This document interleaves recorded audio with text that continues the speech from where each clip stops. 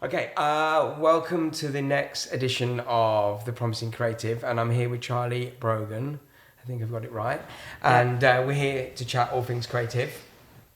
First of all, thank you so much for coming on the show. Oh, thanks for having me. It's a pleasure. I'm really excited. I know that we do some work together normally, but I've kind of always watched what you've done, without that sounding weird. And I know that you do modelling, you're a writer. Yeah. Tell us all the bits that you do, because you're multifaceted, so you do lots of bits. Yeah, so, I started off modelling, so I guess that's my main job, I would say. No, actually, no, it's not. I'm changing. I'm transitioning. So, yeah, I do modelling. I write poetry. I'm writing a novel. I write for Notion. I have my own magazine, The Rally. Yeah, I do lots of different things. And so what I want to first start with is your family, okay? Oh, okay. And your creative, when we've been talking to people about their journey, a lot of people are doing something that they didn't really enjoy, and then they decided that they want to change it to something they feel passionate about. Yeah. What was your journey, and when did you realise? Did you always want to be a model? Because obviously you started off as a model, and when did your writing actually start to come into the mix, or was it always there, sort of in the peripheral? I think, I was really fortunate, because modelling is really, lucky job to have. So I never ever thought I could be a model. I got scouted on a school trip when I was like 13. And I didn't expect it, although I did watch Britain's Next Top Model and loved it. So when it happened, I was really excited, and it was really unexpected for my family. So then I kind of fell into it, and I became passionate about it. Because it's a really exciting industry, and love fashion and love traveling and all the things that come with it. But I always loved writing, and if I hadn't have modelled, I would have gone to university and studied English literature. So I always had that in me, loved reading, loved writing. But I just kind of put it to one side. And also because I didn't go to university, I thought I could never get into a job where I write professionally. Okay. I was like, oh, that's just me. I'm going to model now, and I'm going to have to figure something else out. I don't know. No idea. Definitely didn't think I would ever get into writing. I think that's because I didn't go to university. Had a real complex about that. Did you start modelling straight away from 13? Or? Yeah. I was during school holidays, Easter, summer, I would come down to London and stay in a model apartment and do all my work then. Okay. Basically. So do castings, meet photographers, build a portfolio. And then it must have been exciting. It was really exciting. To be 13 to be in London. It was because I'd never been to London before ever. So the first time I came to London was to meet my agency, Models One, at the time. And me, my mum, my nana, we all came down on the train. My nana came with us. It was so cute. She was so excited. It was big day out. Couldn't believe it. And it was really, it was actually really overwhelming. I think the first few years I really didn't like it at all. Just because it was it's just quite a intense industry, and being centre of attention and everyone watching you, and I found it really overwhelming. And then I got into it, I think, when I was 17. That's when I started to get really passionate about it. And I really, I was thinking actually the other day, because I was thinking, wanting to transition into a different career, I kind of was passing off modelling as I never really wanted to do it anyway. Right. But really, when I look back, I actually loved it for a really long time. And I still do like it, of course. But I was really passionate about, fashion, knew all the photographers, was keeping up with all the designers and stuff, and would go through magazines and practice posing and practice walking and all that kind of stuff. Do you know when you said that at 17 I started to enjoy it, do you know was there a moment when that happened, or did you just realise, oh my God, actually I'm now enjoying this, whereas before I didn't? Yeah, I think, I was less self-conscious. I think when I was younger, all I wanted in school was to just fit in. And because I was a model, I thought it didn't go down well in school, me being a model, which at the time I thought was because, everyone hated me. But obviously it just must be mad being in school and, a girl randomly gets scouted to be a model. So it kind of, led to a bit of bullying.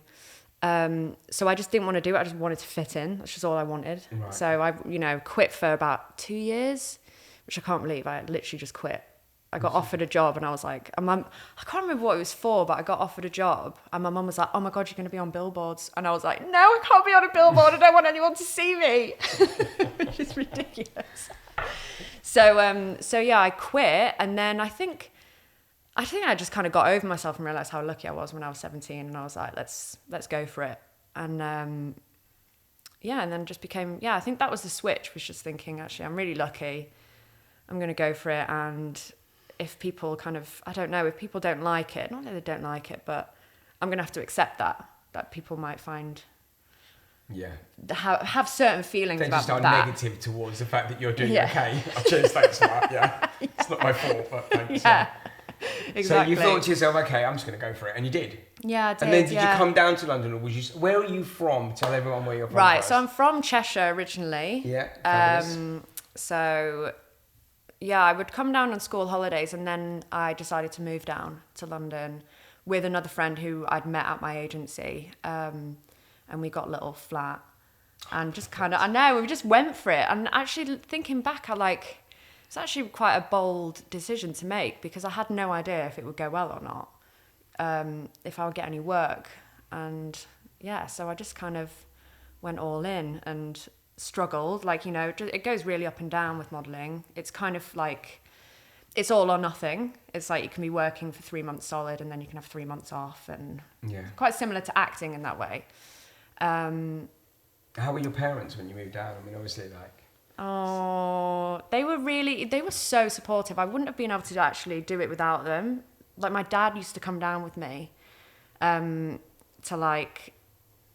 think you have to have a guardian at that age. I'm quite sure. I think he had to be there on loads of my shoots when I was younger, which is like... With a shotgun.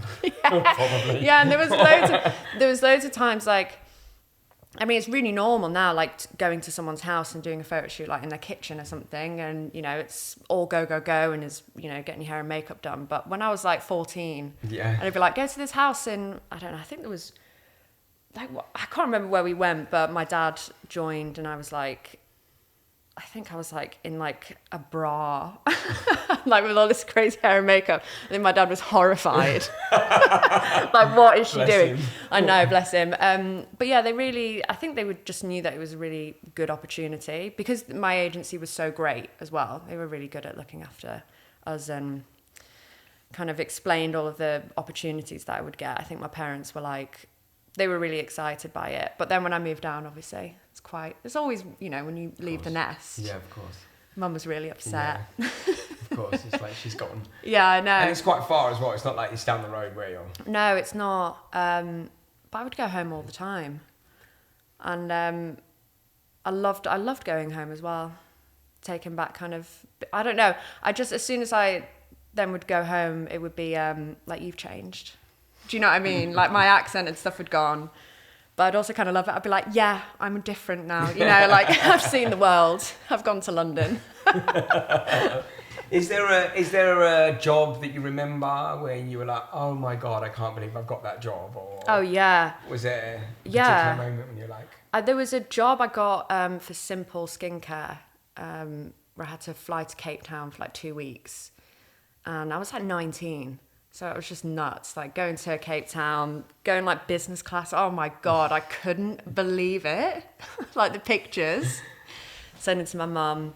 And it was just this massive production of just cameras and lights and just all of that. It was really, really surreal. But I was actually quite shy during that time. So I don't think I threw myself into it as much as I do now. I remember being really quiet, and the makeup artist kind of pulling me to one side, being like, you okay? And I was like, yeah, I'm great. I was just so overwhelmed. I was like, yeah, I'm great. It's just nuts. But yeah, I've been really lucky with the job, if I'm honest. But that was a good memory. Any writing in that period then, or did the pen and paper just get put down? They was put down then, definitely. Put to one side. I was just completely focused on that. I think because it's quite a competitive industry, and I lived with models. So I really, the girl that I was living with at the time, she was doing really well. And I was like, I want to get that job. I want to get a job like that. I want to work with that photographer. I want to go to Milan, when she goes to Milan, that kind of thing. So I just was completely focused on that, actually. I guess because you have to be when you're starting something out. It's so competitive in any kind of industry that's freelance. You just have to kind of go all in. And was the work coming in all the time, or was there a point where the work didn't come in and you wasn't sure, or did that happen later on? Or? Yeah, it was pretty busy to start off with, but yeah, then when there were periods that the work wasn't coming in, I can't remember, when I was like from 17 to 20, I didn't know what I did apart from probably go to the pub. Or just, I don't know, walk around London and...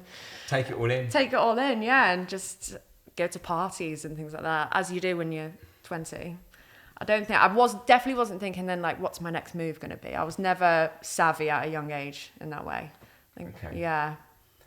So, modeling's taking off, you've got to 20, and at what point did the lull come, and at what point did you think, right, I want to start, or when the lulls come, did you get to a point where did it ever make you feel low? And if it did make you feel low? Oh my gosh, yeah, definitely. I think when the first lulls came, that only made me more determined to do well in modelling. And then, so, you know, I don't know what I would try to do, but shoot with different photographers or build my portfolio up. But then eventually, when I realised I actually didn't have control over the industry because it's just what I look like. Like, I can't do anything to change my circumstances, and these low periods are just going to come and I'm going to have to deal with it. Then I started to get low thinking, well, what else can I do? I don't have any other skills. You know, you just get kind of low on yourself thinking, well, I've got nothing else to offer really. But I always knew I liked writing. So I did a course. What did I do? A poetry course at the London School of Journalism. And was rubbish. It was so rubbish. I really thought like, oh, I'll just do poetry. I'll just write poetry.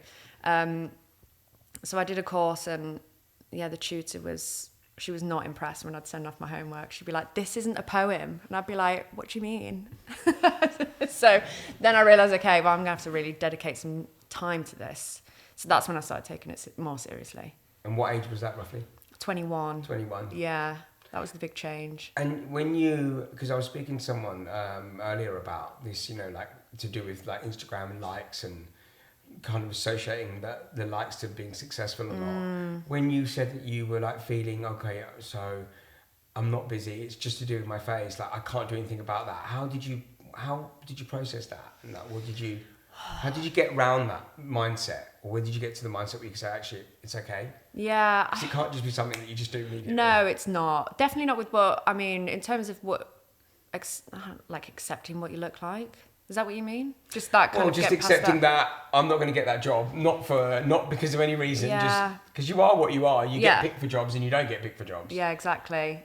I think it's just a journey, because I still struggle with it now sometimes if I don't get something, but not as much. I think you can't, my little mantra is you can't argue with reality. Kind of gets me through a lot of tricky times, you know. I just think, well, you can't argue.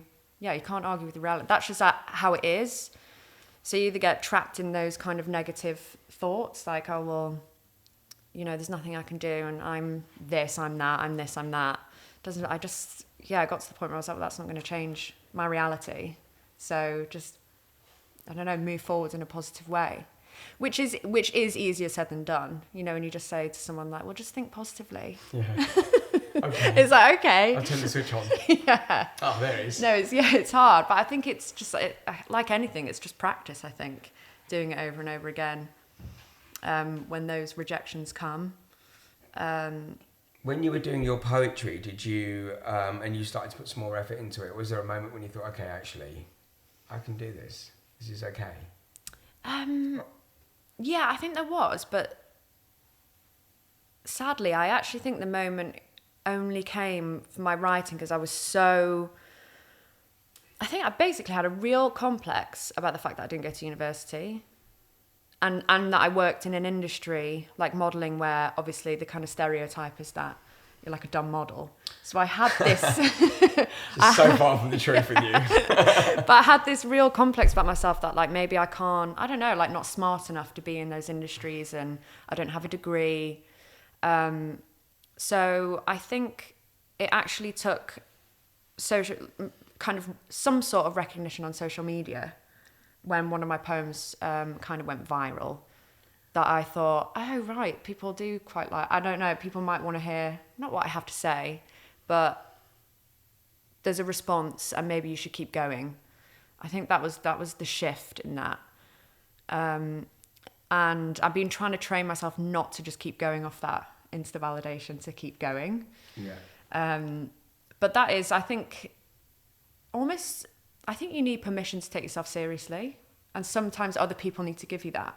Some validation. Yeah, like someone, I don't know, even if it was like a teacher or anything, to say like, no, you should keep going. You're quite good at that. I think that was what I needed, to be like, okay, I will. But if you don't have that, you're just kind of on your own, just writing and sending stuff out into the world and not hearing much back. And yeah, so I Instagram helped with that, actually. Because it allowed you just to push your stuff out. Yeah, and if even one person was like, oh, I love this, yeah. I'd be like, okay, this is you cool. know, maybe I need the validation. I think I do. Thanks for that. I can carry on. Yeah.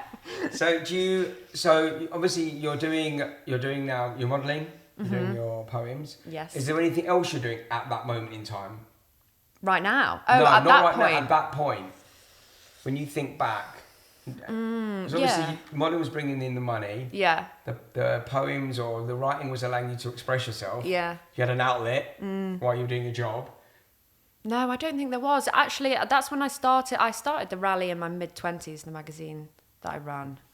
That was mid-20s. And what was that about? How did that even come to fruition? So I met my friend Julia, who I run it with. So it's me and Julia Oliphant who run it. I met her at a party, and we were just chatting about things that we like reading and, you know, just our interest, basically. And I kind of fangirled over and messaged her, like, on Facebook, like, hi, I want to start a magazine and I want to do it with you. Because I think you're really cool.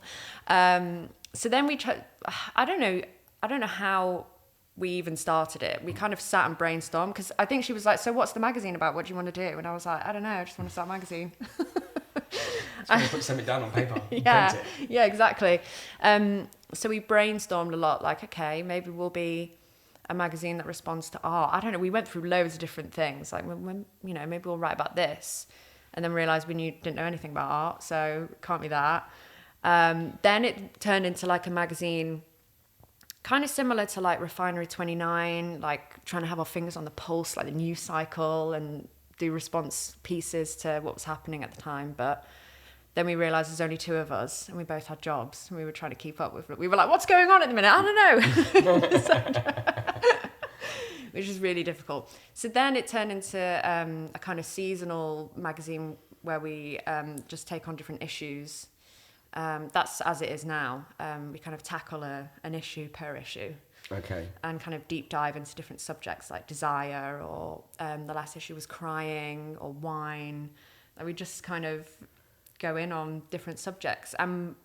Yeah, it started like now actually as it is a great little magazine actually. I'm really proud of it. It's lovely. So yeah, I was tackling that then, I think, at that time. So you're doing 3 things. So I was doing 3 things then, yeah. And the modelling was obviously coming in peaks and troughs. Yeah, as it is, yeah. Which then I realised actually then during the trough periods, I was like, this is so good to have something like mentally stimulating during these times. I realised I actually really needed that. I don't think I could go back to having those quiet periods with just nothing to do. I just couldn't stand that now. And now I'm used to just doing like 7 things at once. So because that is difficult. It is difficult. And how do you like apply yourself to that? How do you like segment that? Right, I'm going to spend X on that, X on this, or do you just go, right, that's urgent, that needs to be done, then I'll do that. And then if a big job comes in, then how do you? Which one do you? You know what? I don't know. I'm still trying to figure that out. I think. I mean, do you struggle with it? Juggling a lot of different things. I have lots of lists. You're a list person? I'm a list person. I have a list, fill the list. See, that's good. You know what? I've tried so many different things to like keep me on track. I need a deadline, which is really handy. So I'll set myself deadlines even if, you know, no one's asking for anything. But I somehow keep it in balance. So I do something right. I don't know what it is. Because you're doing it. Because I'm You've doing been doing it. Yeah. But I'm not an organised person. So even if I do have a diary, I'll forget to check it. So there's no point in keeping a diary. I'll write something down, but then I'll forget I even have a diary. I found a diary from like 2021 the other day, and it was like half full. I obviously forgot I even had one. I think I just tackle. It's difficult actually because there are certain things that just have a deadline that I just have to do. So I try and, just get those done. But creatively, so like writing poetry, I know I have to keep going with that. And whenever, I guess like kind of a creative burst comes, like I'm kind of, not that I'm ever completely compelled to write something, but if I'm like, I feel really creative today, I'll just go with that and put everything else on the back burner. And do it. And just deal with that later. Yeah, so much. I feel like I want to do something. I'm going to do it. I'm going to do it. Yeah. And if something else, falls behind, I'll just spend an extra night or an all-nighter or an evening or Catching get up at 6 in the morning. You know what I mean? Just get up really early and just catch up. Do you ever get to a point when it's all a bit too much? Yeah. And if it is, how do you deal with that? How do I deal with that? There are definitely points when it is too much where I feel like that's happened to me this year. I felt like I've bitten off way more than I can chew.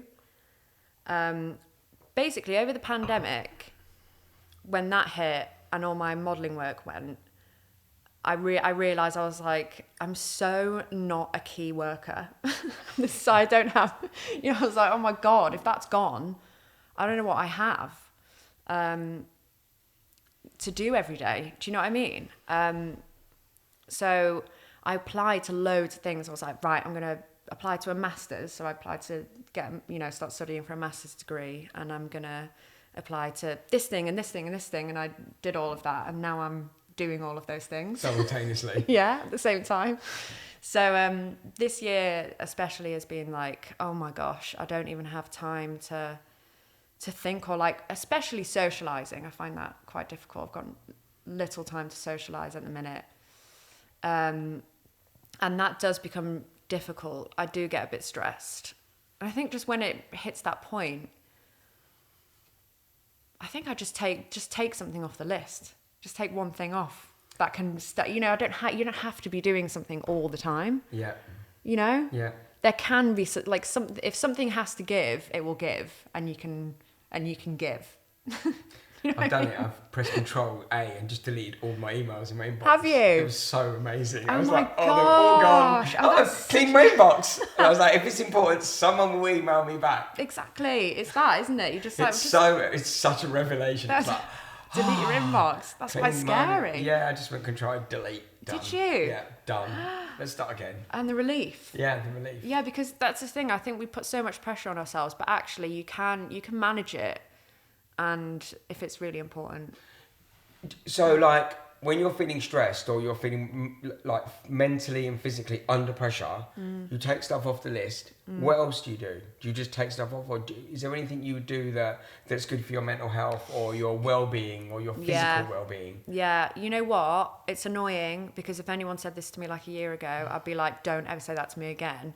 But exercising helps me mentally. So you are exercising? Yeah. Okay. Yeah. So it's a new thing?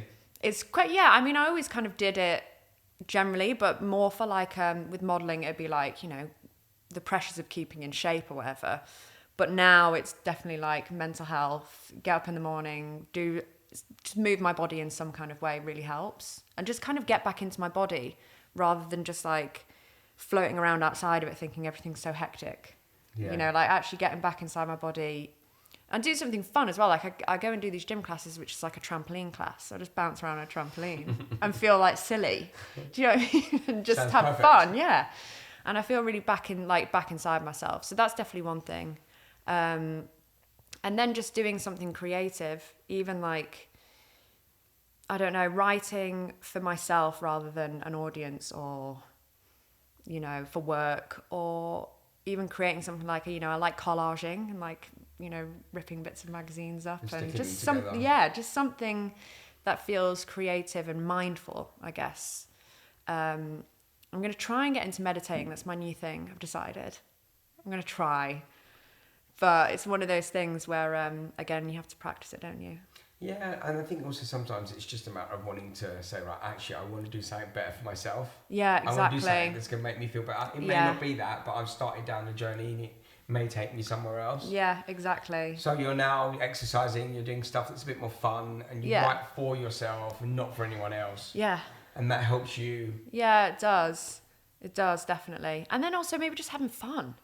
Like go out and just have a bit of fun and not take everything so serious. Like it's not, I think when I'm like, when you're kind of struggling to balance everything, you just feel as though you're really time short, that like everything has to be done and you want to hit this goal by this time. And, you can get a bit lost in that. And I think sometimes you just have to be like, I'm going to go and dance with my mates. And do you know what I mean? Like just actually have a good time. And not worry about anything. And not worry so much about all of these things that I want to do. So, what key things or moments have affected your life? And that's quite a broad question, so let me narrow it down a bit. So, from the moment you started you've decided to take on your 3 projects. Yeah. Is there after that moment in time, is there anything that's happened that you thought, you know what, actually, I want to do my degree? You said it was lockdown, but what was your degree? What's your master's in? What's your master's in? It's in poetry. You know what, actually, this was actually a moment, to be honest. So I worked with my agents put a poetry collection out, and I just did that classic thing of, I really want this to happen, I really want this poetry collection to come out. And I just rushed it, I think. I didn't think too much about like the craft or what I really wanted to say in the poetry collection. I was just really excited about getting one out in the world and almost ticking it off the list. Bucket list. Yeah. And then, we sent it to, 30 publishers, and the rejections just like slowly came in. And at the time I was really hurt, just thinking, I'm not good enough and I can't do this. But then I just realized like I just don't think I took it seriously enough. I was just wanting to tick it off. And I love poetry so much. And I was like, why did I approach something that I love so much like that?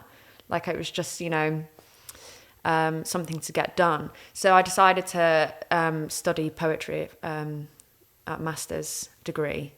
And it's been so transformative, like actually just being with a group of people that really love what they're doing and actually studying the craft of poetry and taking it seriously as an art form and taking myself seriously as a writer. Now I look back at the collection that I sent out and I'm like, well, yeah, obviously it got rejected. Like it's not good. I didn't put myself into it. I didn't put the passion of the art into it. I didn't, you can just see it. You could see that I was hastily just being like, I want to have a book out. There you go. Done it. I've done it. Did it last night. Yeah, I know. So that was massive, actually. I think I did I started studying my master's and I didn't realize the effect it would have, like actually being around people who, we all want the group of people that I'm with, we all want poetry collections out someday, but we're all doing it for like the love of writing, rather than like the success of, poetry. I mean, you're not going to be a millionaire being a poet anyway. So, you got to do it for the love of it, So that was really transformative, actually. That was a pretty key moment in my approach to writing. So I think that then spilled out into everything that I did. I'm like, well, just do these things with a bit more like love and like take your time. It's okay. I don't need to be, published by the time I'm 30, which is something that I wanted. I really wanted to have a collection out. I mean, when I was like 21, I think I remember having on my to-do list, like, have a book out by 25. It's like, wait, but also why? Why by 25? Why did you pick that Why? down? Yeah, it's just sounds like a good date. Yeah, I know. 25. So I'll be able to say that happened then and that happened then. And, when I was writing the poetry collection, I kind of, for some reason, wanted it out before I was 30, which is just like, I understand why I felt like that to some degree, but really these things take time. So that's definitely what I've learned is,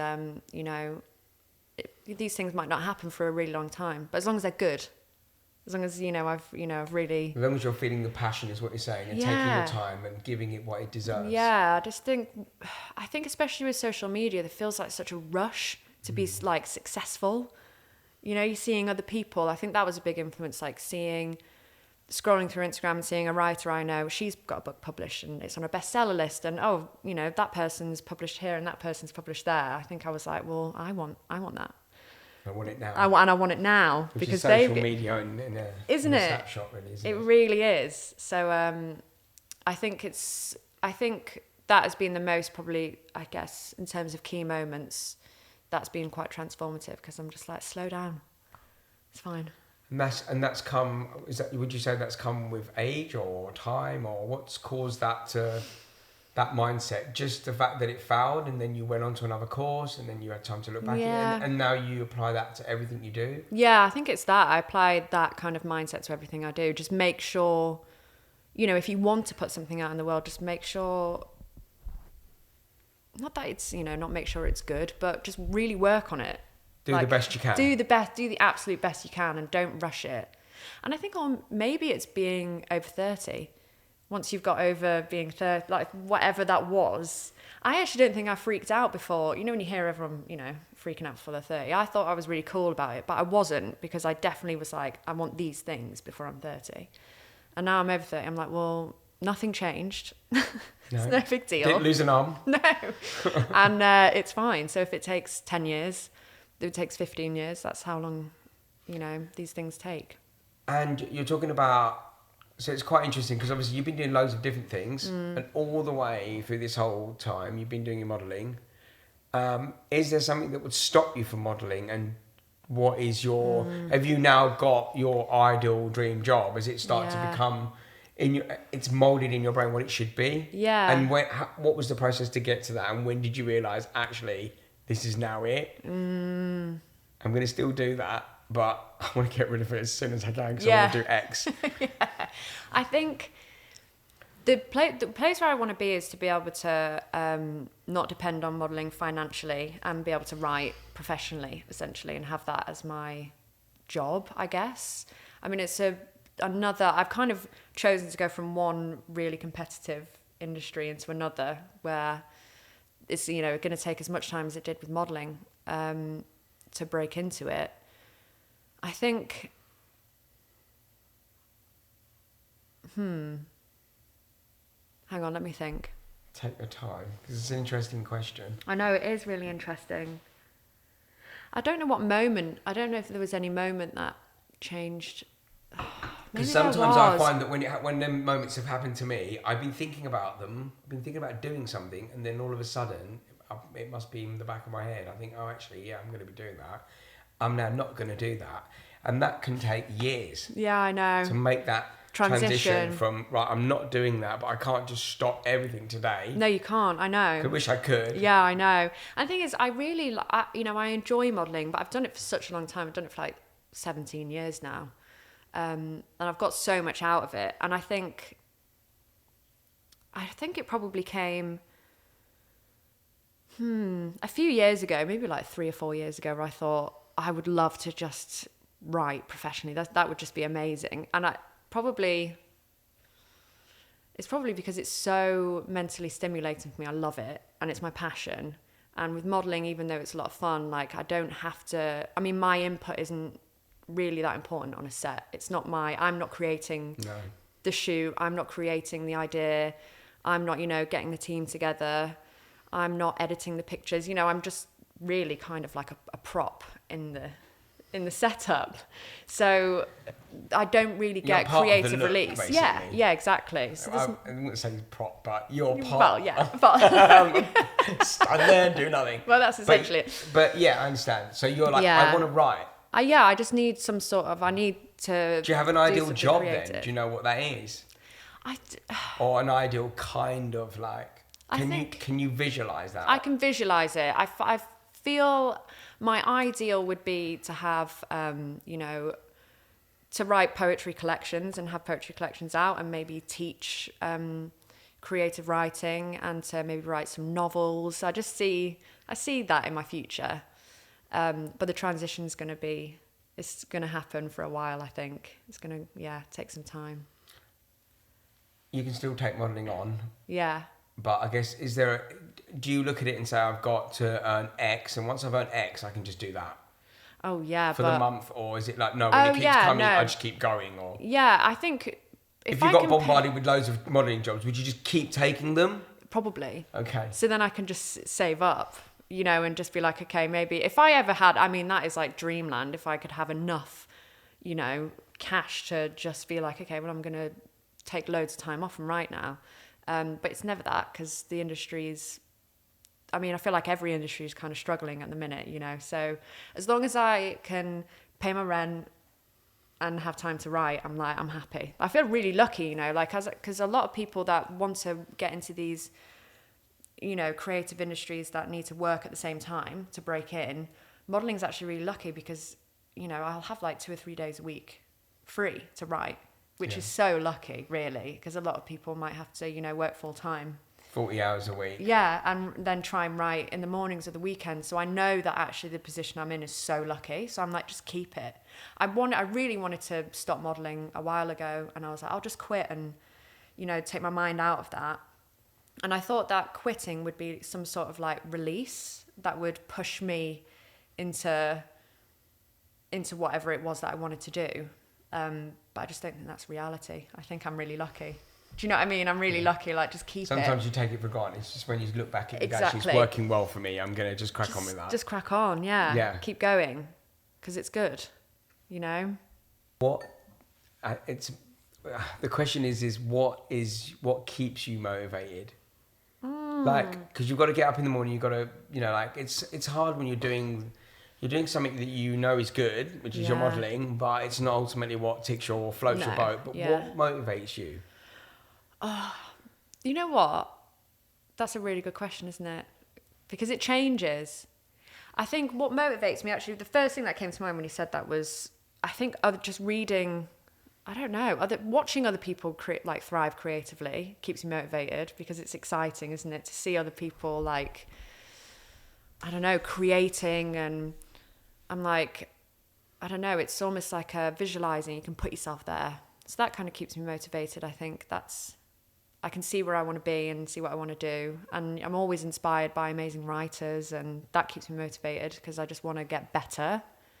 I want to be as good as other people. But then I have loads of days where I'm like, I can't find the motivation.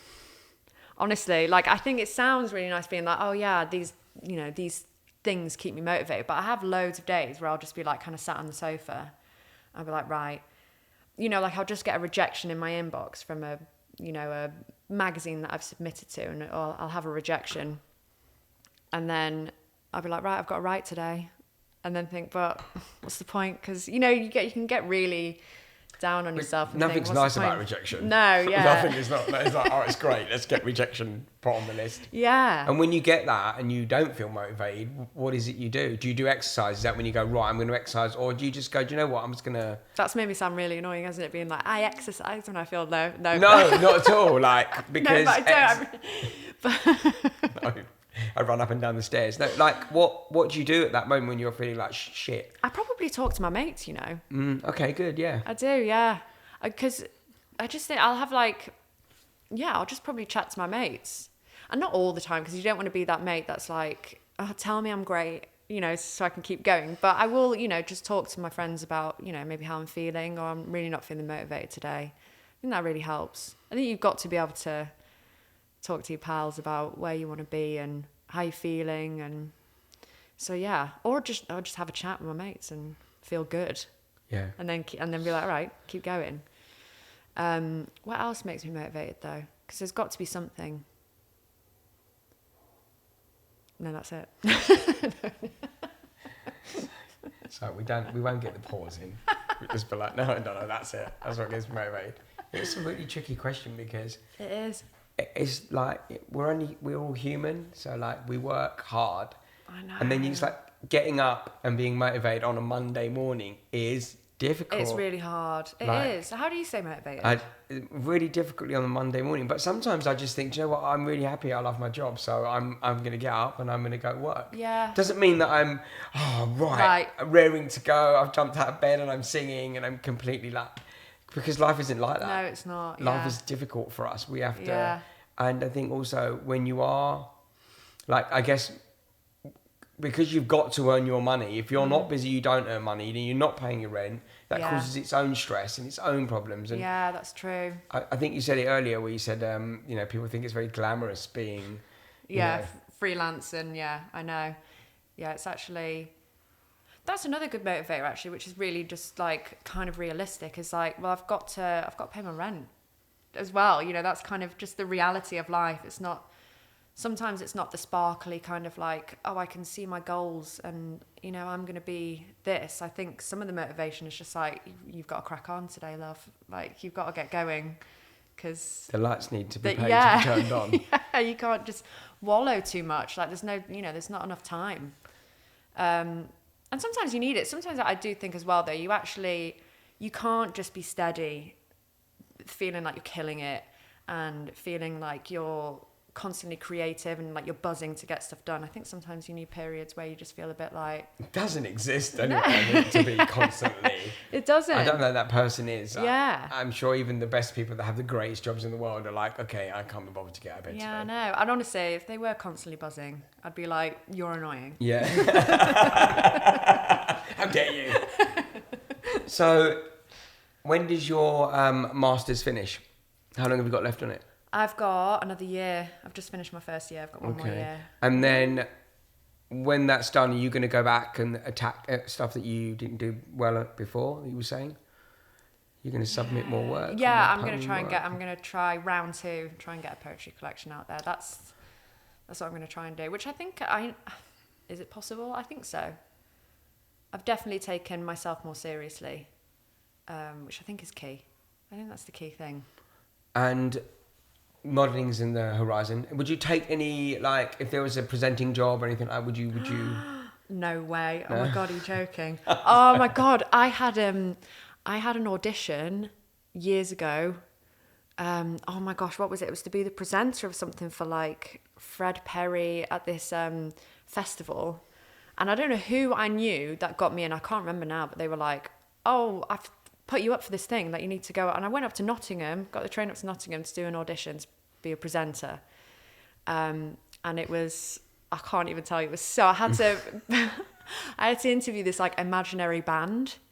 And it was just all the people that were interviewing me. They were all, you know, pretending to be this band and to have like in jokes that I had to deal with. And I was so unprepared that I was literally just like, I was like frozen. And I think I was trying to like get some jokes in. Oh my God, I can't even, like, it's so embarrassing. No, that's not for me, that. It is not for me. Some people, it's just like a natural talent, that being able to do that in performance terms. I'm used to modelling, but modelling didn't come naturally to me at all. That was definitely a practice. Did anyone teach you that, or was it just like you had to just... I just practicing in my room. In front of your mirror? In front of my mirror. It really was like, you know, taking poses from magazines and practicing walking in my heels. And I think I had one catwalk class when I was like 16, and that was fab. But yeah, I just kind of taught myself really. And then you learn on the job. You definitely get to, you know, you get directed quite well by people. But oh my God, no, like acting, presenting, anything like that. It's not really for you. No way. No way. I don't know why, but just no way. I'm so bad at it. And so when you're thinking about your book, do you have an idea for that? And how does that idea come about? Or is it like, I'm not sure yet, I just know I need to do a book? I think the approach now is different, because I think initially it was like, I just want a book. Which is the wrong approach, you know what I mean? By the time I'm 25. Yeah, by the time I'm 25, I want a book. Don't care what the book is, I just want one. Now, I think my focus is just like, create a body of work that you're proud of. And, you know, I'm learning lots of different things about, you know, different forms of poetry that I want to, you know, try and get my head around and try and write in different ways. And I don't really know, like, what kind of collection is going to be formed, but I just know that I'm going to try and, like I said before, like try and just do my absolute best and see what comes together and basically collect that. Because I was reading your poems, I was saying to you, and they are very feminine led. Yeah. Yeah, so I guess that is the direction it might go in. Is it just natural when it pours out? It just pours out in that way, or? Yeah, it does. I think, yeah, it just completely comes out in that way. I think what I love about writing just kind of feminine led things and just about a kind of, I don't want to say female because I don't want it to be too, I don't really want my work to exclude anyone. I just think that's just naturally how it comes out. I remember being in school and just all the kind of poetry I read was all by men. And I never actually really liked poetry in school because I didn't see myself in any of the work. I didn't see myself in any of the worlds that they created.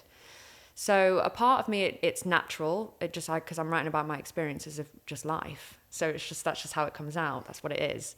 And part of it, I do want people, I guess, maybe like me to see themselves in the works and, yeah. Is there any sort of like favourite writers or... Is there is there like someone like that's my go-to? Yeah, there's loads of great ones. There's a woman called Kim Adenizio. She's just really sexy. She just writes like really sexy, powerful poems. And when I read her collection when I was younger, I was like, oh my God, that is who I want to be. She's so cool. And I'd never read anything like that before in my life. So that effect is just like, you know, when you stumble across those people in your life and it's pretty monumental. You're like, I can kind of see, I can feel, I can put myself in her shoes, or I can put myself in that poem, or I don't know, it just had a massive effect on me. Kim Adenizio, Hera Lindsay Bird, she's great. Caroline Bird, there's loads of amazing poets. What's the last book you read, or the last poem that you kind of read and you're like, oh my God, that's absolutely amazing? What's the last book I read? Do you read a lot? Or? Yeah, I read loads. Although, you know what, I try to read loads. But, oh my God, you know Book Talk? There's like a whole section on Instagram. Oh no, not Instagram, TikTok. There's a whole like section of people reading. Some people are reading like 40 books a month or something ridiculous. I don't know. It's another thing that's making me feel bad about. I'm like, I'm not reading 40 books a month. Do you read paperback or hardback, or are you on a Kindle? Or? All of it, really. I just love a book. I'm addicted to buying books. It's quite bad. And I've got like a pile that I just haven't read. I just buy them because I don't know, love it. Like a cover, so I'll buy it, or get excited about a new author. But what's the most recent book I read? The most recent book of poetry I read is this poet called Kim Moore. And she won the Forward Prize for poetry, and it's All the Men I Never Married, I think, is a collection. That was really good. You know what? There's just so much, like, there's so many good writers out there. The more I read, the more I realise that, which helps me, I guess, in terms of motivation. I'm like, you know, you got to really study this and take it seriously, because there are a lot of talented people out there. There really are. That are committed to the cause. That are committed to it, and they're working really hard, and they're really talented, and they're, you know, you're going to be competing with these people, so you've got to be good.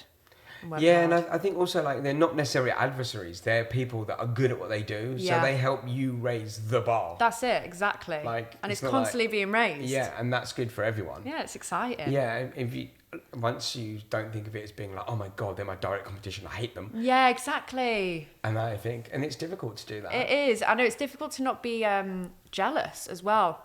Like, there's sometimes like you just have to accept the fact that you're jealous, as you know. Sometimes I go on Instagram and I'll see something, I'll be like, oh, you know, like, why have they got, and I get a little bit stuck in negative feelings, and then I'll realise, like, you're jealous, but that's okay, because that's what you want to be there too.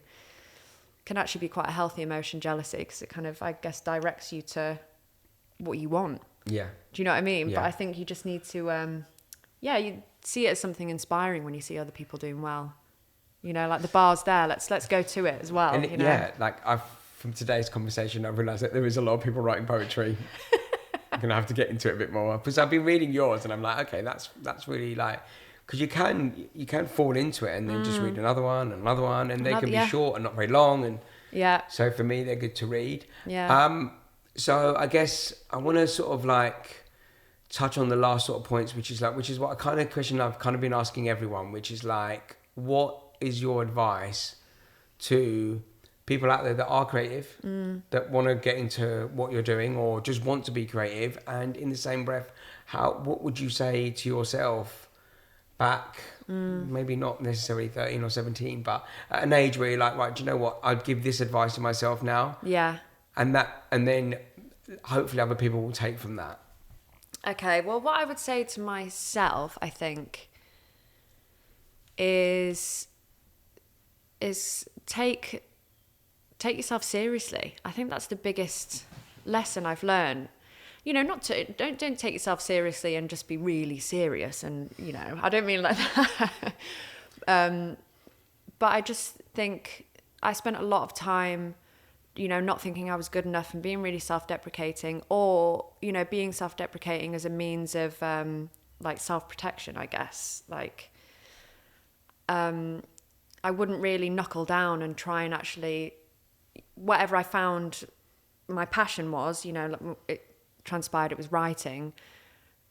I never really took that seriously for quite a long time. Like, okay, you need to study it. You need to, you know, try and write every day, or try and read something every day, or something like that. I mean, for any young creative, my advice would be to just, whatever you kind of feel passionate about, I think, you know, take yourself seriously in the sense that you're worthy of being in the space as well.